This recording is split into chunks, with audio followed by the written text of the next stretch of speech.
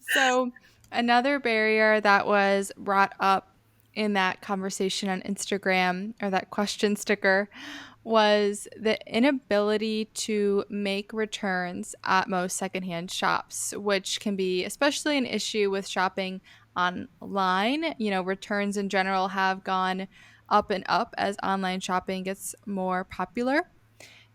Do you have any advice for us on how we can make the best decisions on vintage and secondhand garments so that we don't feel the need to return them? Yes, and this is another great question. And I'm going to put my customer hat on here, but I would say if you are buying vintage items, secondhand items online, please just make sure to read the measurements, read the care instructions, Mhm. read any additional notes that the seller has provided. So if you are looking for a blazer like this and you don't see, you may not see the measurements, reach out to the seller and say, "Hey, I am so interested in the blazer. I love the colors. I love the pattern.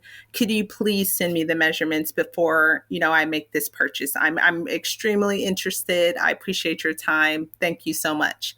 And so I would, if you don't see the measurements, I would definitely ask for measurements. If the pictures aren't clear of what you're looking for, in the photo, I would definitely ask for like a few more photos just to make sure that, the color you're looking for, that color, it matches all your expectations. And then if the seller has provided any additional notes, just make sure you read them very clearly.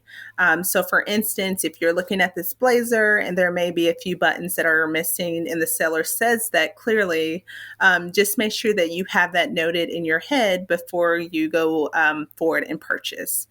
Now, with more than your average, I do returns. I know that a lot of boutiques do not do returns. All sales are final. But when I started my business, returns is something that I wanted to do as part of my Yeah. business. And because I think, if I was shopping, I would love that option. So I kind of put Yeah. myself into the role of the customer. Yeah. And, out of the 4 years, I haven't had a lot of returns, which, knock on wood, that's been amazing.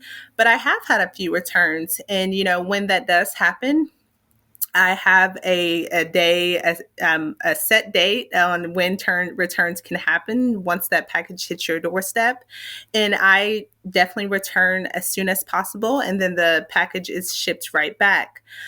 So that is something I do offer. I do not just do final sales because I think the customer should have the option Yeah. to try on the garments I and make agree. sure they feel comfortable in the garment. Yeah.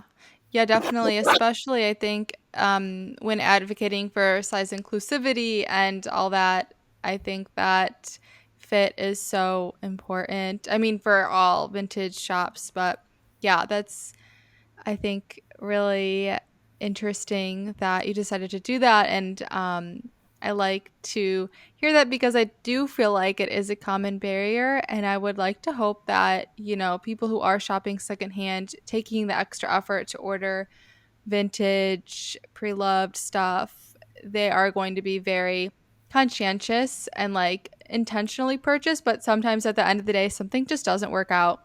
Yep. you know, I don't think these are the customers that are buying 10 garments and then only keeping one, which is kind of the horror stories we hear with like a lot of these retail shops, or, someone buying the piece in three sizes and, Mhm. trying them all on and returning them. You can see why somebody does that if they don't know, about the impact of returns and all that. But you can't do that with vintage. There's only one size to choose from because they're one of a kind items. Yes, Um, exactly. And Elizabeth, another thing I would add as well is I always ask, if someone does want to return a garment, I always ask, like, because I love feedback. Feedback to me is very, very important. I always want to do better than I did yesterday and the day before that. And I always say, can you tell me, if, why the garment may have not worked out? And so I love to kind of hear the feedback, because it just may be the skirt came a little longer than I thought the skirt was going to come, or, the blazer may come a little longer than I thought. So that's why I say just make sure that you're reading the measurements instructions, and then also for all my business owners on here, do not be afraid to ask for feedback. Feedback has allowed me to change things over the years, make things better. So always be open to that feedback. Yeah. Yeah, definitely. And so, what are some of the misconceptions of plus size vintage clothing, or maybe, secondhand and vintage clothes in general, that you hear that you kind of want to bust as a vintage shop owner?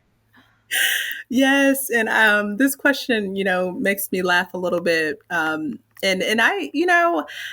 I think that the biggest misconception is that a lot of people think when they think of vintage, they think of like old grandma vintage, I can never wear vintage in modern trends and styles. And sometimes it kind of cracks me up a little bit, because yes, you can, is the immediate, my immediate response, because vintage is a part of history. It can be, and as you see now, Elizabeth, so many trends back in the 60s, back in the 70s and 90s is here today.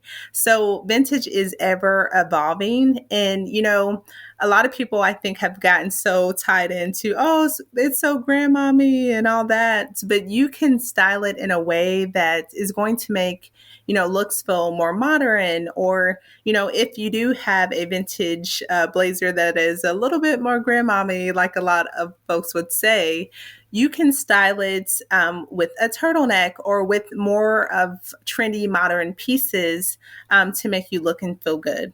So I've been very, very intentional about styling, the models in a way where if someone's looking at a garment or the outfit, they don't think about it as, oh, that's something like my grandmother would wear back in the 1940s or 50s, but like that you can wear now and that you can look and feel your best in right now. So I think that's something I would like to take a needle and bust the balloons on that one, Yeah. because I've heard that time and time and time and time and over again. Yeah, definitely. I think that is a common misconception, but also a lot of these trends from decades ago are coming back. And so if you Mhm. just, so many times people will say, "Oh, I should have kept that blazer or that top or those shorts or whatever because now they're back in." And yeah, you can find them at Yes. vintage shops. Yes, you can, Elizabeth. And, one thing I think about too is I actually went back home a few months ago in Kentucky because my mom's getting ready to move. And I went into my teenage room and I like looked through all the items and I'm like, whoa, like all these items and platform shoes and, all that, they are here and now today. So my other piece of advice is to make sure, that to all the listeners is to hold on to some of those items, because you never Yeah. know when they'll be back again. Yeah, totally. If you keep something long enough, it'll come back in. I mean, I don't necessarily dress for trends and I don't really care if it's Me either. out, but some people do. And, Some people so do. yeah. So you have incredible style, both, how you dress yourself and also how you style the models. Like it's really incredible how you can mix pieces from different decades and make it look so modern and cool. So, can you give us some tips for vintage styling? Yes. You know, my tips, my first recommendation would be is to challenge yourself and to really step out of your originality or what you would normally wear. So If you do have a collection of fun, vintage blazers, my advice would be to experiment with them, mix patterns. So, like if you're wearing this checkered blazer right now, have you thought about how can this checkered blazer be mixed with stripes? So you may want to pull out one of your striped blouses and style them underneath. If you have a polka dot blazer, how can you experiment with stripes and checkers? My number one advice is don't be scared to style your vintage pieces, and to mix them with fun patterns and even incorporating color. My second piece of advice is I know that there are some amazing vintage accessories and necklaces and earrings and handbags, and to really think about incorporating how you incorporate those into your style. So if you have some of your grandma's favorite necklaces, or statement earrings that you've collected over time, consider styling those and pairing those with your everyday style. So, for instance, I've taken these vintage earrings today and I've styled them with this turtleneck and then also this vintage necklace, to make the look a bit more modern. So, don't be afraid to experiment with your accessories. And then the third piece of advice I would also recommend is when you find, say, for instance, vintage two sets where you may have a skirt and a blazer. You can style those together or you can style those separately. So vintage two-piece sets are my favorites because even if it comes with the blazer, you can style that with the pair of slacks, with the blouse, and then you can take the skirts and style it with a cute sweater, especially as we're walking into the winter months. Don't shy away from some of those two-piece sets, blazers, and then also some of those colorful jackets this season. Yeah. Yeah, sometimes if you see a bold piece, you might be or bold set, you might be a little scared off by it, but you can always, you know, you can go for really bold or you can sort of tone it down with other pieces. Mm-hmm. Mm-hmm. Exactly. Yeah.